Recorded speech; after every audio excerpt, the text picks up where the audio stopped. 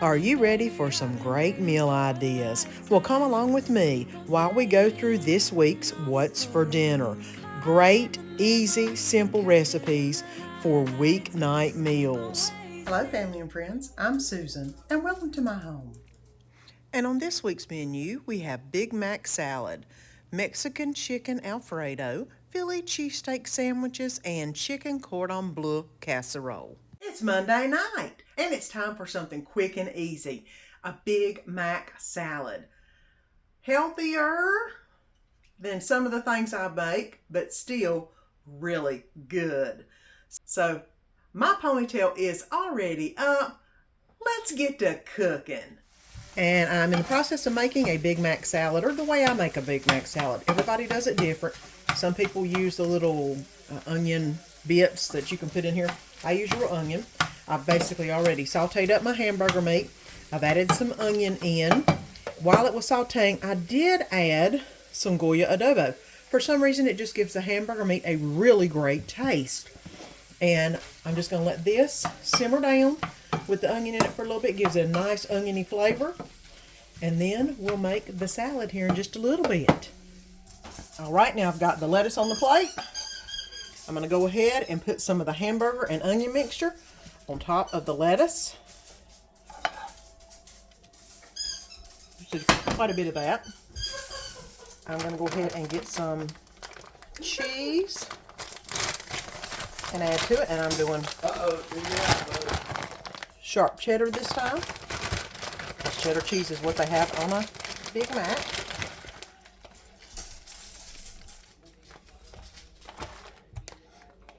And Thousand Island dressing. I do have the secret sauce stuff. I don't like it as good. Thousand Island tastes better.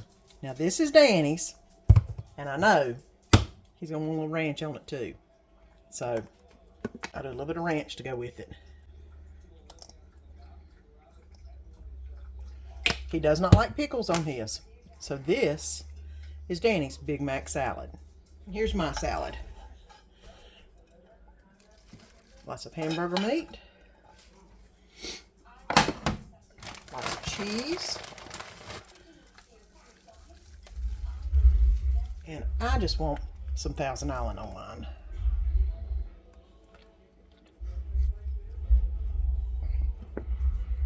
And not like Danny, I do want a few hamburger pickles on it.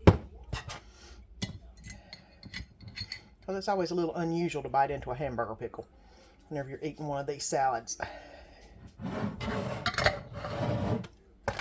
And there you go.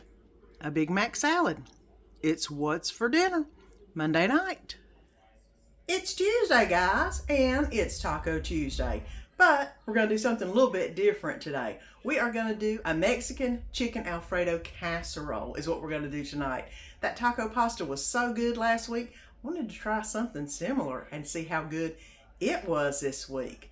So let me get this ponytail up and let's get to making some Mexican. And let's make some Mexican Chicken Alfredo. I've got some Parmesan cheese. I've got 2 cups of shredded chicken. I've got some ricotta cheese, some rotel, some onion, 1 jar of Alfredo sauce, some taco seasoning. I've got a baking dish, an 8x8, because I'm only making half the recipe.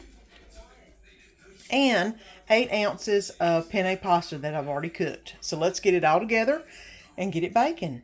And let's put all the ingredients together.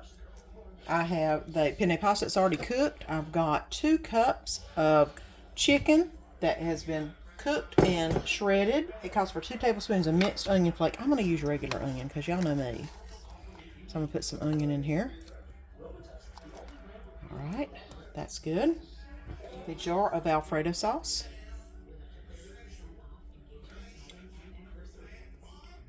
And I've mixed that together. It calls for 1.5 cups of salsa. I don't have 1.5 cups of salsa, but I do have some rotel that I'm going to go ahead and pour in. And then stir that up.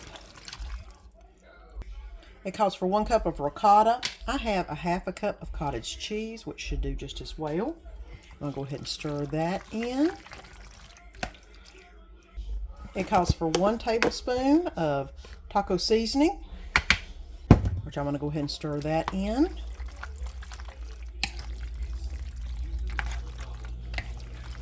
Because I am just doing half of the recipe because it's just me and Danny. And it calls for 3/4 a cup of Parmesan cheese. I'm just going to put what I've got left of this Parm in there, which is probably close to about right.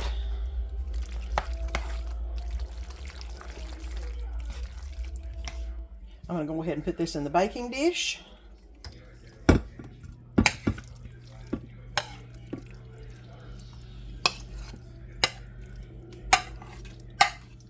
Like I said, this is an 8 by 8, which is about the right size. Look at that. Perfect.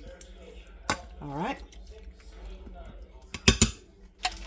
And I'm going to go ahead and put some Mexican cheese on top. I'm going to put this in the oven. It says from 40 to 55 minutes or 50, 60. I'm going to do 30 to begin with. Everything's already cooked. So I think I just need to do a good 30, let the cheese melt real good, and we'll see where we're at. And here it is after 30 minutes in the oven, and I did put it on broil to broil the top of it a little bit. Let me let it cool down, and then we'll dish it out. All right, I probably have not let it cool enough, but Danny's hungry. Let's get this dished out. And here it is, Mexican Chicken Alfredo Casserole. It's what's for supper Tuesday night. Tonight I'm going to be making a Philly cheesesteak sandwich. I've made it plenty of times before, but wanted something quick, easy, and simple. One-pan meal and supper's ready. So come on along with me. Let me show you how I make my Philly cheesesteak sandwiches. My ponytail is already up. Let's get to cooking. And the Philly cheesesteak sandwich that I do is based off of a Philly cheesesteak stuffed bell pepper, just because I love the flavor. So I've got some of this beef strips for stir fry, $3.82. Save money on that. That's what I'm using tonight. 1 whole Vidalia egg. I've got 2 bell peppers I'm going to cut up here in a minute. I've got some minced garlic, provolone cheese, a little olive oil, salt and pepper, a little bit of butter, and of course my Philly steak rolls, which I just happened to have found, which sounded perfect for what I'm making tonight. So let me get everything chopped up and we'll start cooking. I've added the butter, which I've actually put 3 tablespoons in because I like a little more butter, and a little bit of olive oil in. I'm going to go ahead and start the bell peppers first because they take the longest to cook. And mind you, this don't take long to cook at all. But let me go ahead and start the bell peppers. I'm going to let them cook for about 5 minutes, and then we'll put in the onions. It's been 5 minutes. They've cooked down a little bit, but not a ton, but a little bit. That's fine. Now I'm going to add the onion in, and I'm going to separate it out just a little bit. Okay, now I'm going to let this cook for another 5 minutes, and then we'll come and put the rest of it in. And now it's time to actually add the meat in. It's been 5 more minutes. I'm going to go ahead and put 1 teaspoon of minced garlic in. And stir that around. And look at all the juice. I don't know if you can see all the juice this is made already. And I'm going to put in the meat. And I'm going to try to separate it out as much as I can whenever I put it in. I did cut it in half. That way it'll make smaller pieces. That way they'll cook easier, faster, that kind of thing. So let me go ahead and get all this meat separated out. All of the meat is in the pan. I'm going to go ahead and give it a quick stir around. As you can see, it doesn't take long for it to cook. I'm going to cover it up and let it cook for about 5 minutes. And then I think we'll probably be pretty close to getting ready to eat. All right, and here is the cheesesteak meat. Doesn't that look good? Look at all that juice. Look at that. This is so juicy. Let's get it plated up on some buns and make some sandwiches. On my sandwiches, I like to put mayonnaise. And I mean very good bit of mayonnaise. I'm not being stingy with it on both sides of the bread. It just seems to give it a lot of flavor and a lot of juiciness and moistness.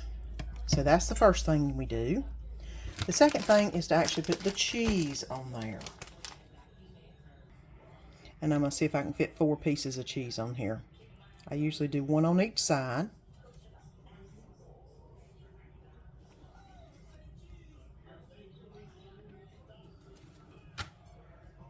That's a thick piece, but it's one piece. Okay. I do a piece on each side like that, and now I'm going to put the meat on it.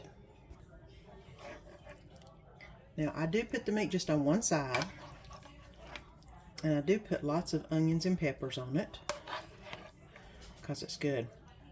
And I do put a little bit of the juice in it because that's what makes it so good. Now, look at that, piled high and ready to go. I flip the top bun over to the other bun and then move it to the middle of the plate because it is spilling out. And I do cut it in half. All right. And there we go. Philly cheesesteak, and it's dripping all over the place. So let me get Danny his, and I'll tell you about mine. And here's my sandwich. I don't know if you can see all that in there, but let me take a bite.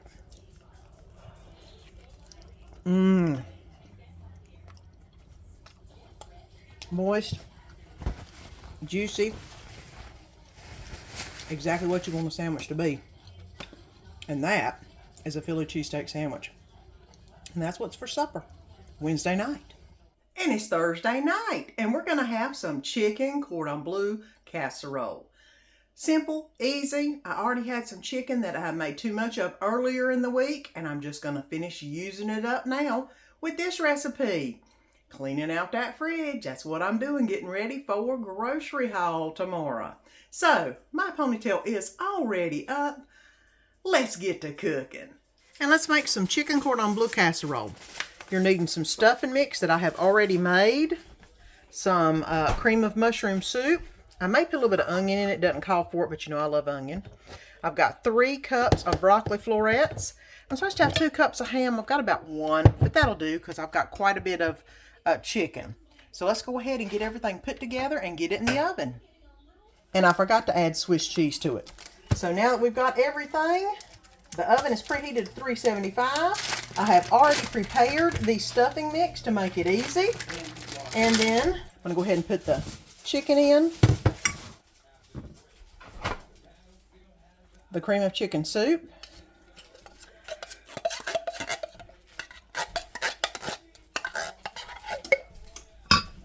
it calls for mustard. I'm not big on mustard, but I am adding some onion in because I'm not a big mustard person. Y'all know that. And stir this up real quick.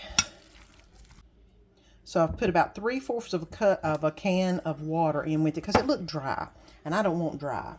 So the next thing we're going to do is put the Swiss cheese on top.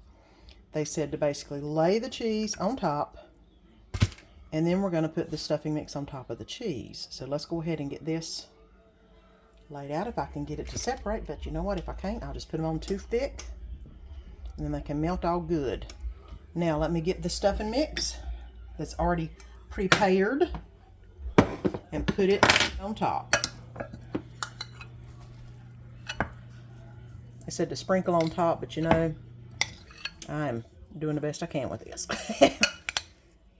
It's Thursday. I'm going to hurry up and get food on the table for the family. So we're going to go ahead and put this in the oven at 375, and it says for 35 to 40 minutes. I'm going to do it on 30 minutes because we just need to have the cheese melted because this is already, everything's already cooked. So it's not that big of a deal. So let's get in the oven for 30 minutes. And here we go. The chicken Cordon Bleu Casserole. And that. And now let's dip some out and see what it looks like. And here we go. Chicken Cordon Bleu Casserole. It's what's for supper Thursday night. I hope that you enjoyed this week's What's for Dinner. 4 easy weeknight meals that you can make for your family. And don't forget to come back next week for 4 more easy and quick meals. And I think next week I might actually be having a $5 meal week. We'll see what I can come up with, and we'll see how I get it done. So, until next week, have a great week. Don't forget to click that link below and subscribe so you don't miss any of the upcoming videos. And let our family be a part of your family.